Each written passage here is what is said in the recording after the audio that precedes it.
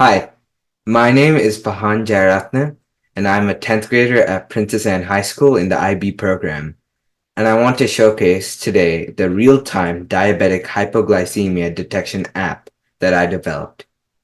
The purpose of this app is to monitor nighttime hypoglycemic events using non-invasive techniques such as eye tracking and physiological measures. My targeted audience for this application is diabetic patients, especially from the adult population with extreme low blood sugar below 70 milligrams per deciliter during sleep, which can be very deadly. The reason is, as people age, they often become less sensitive to the warning signs of low blood sugar.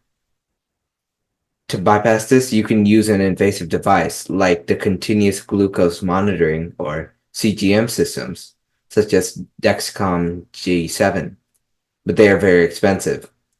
This application is to make this a cheaper and non-invasive option. My dad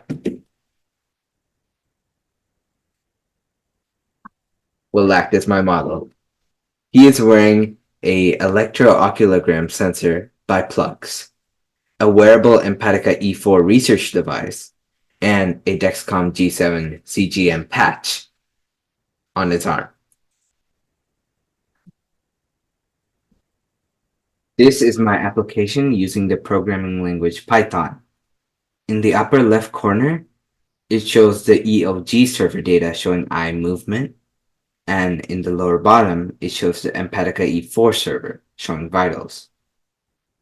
This application takes the data from these two servers and in real time, and it shows the combined output on this side. Additionally, there is CGM data that comes in from the Dexcom G7 patch showing glucose levels. We can use this data to train machine learning models to detect the low blood sugar levels.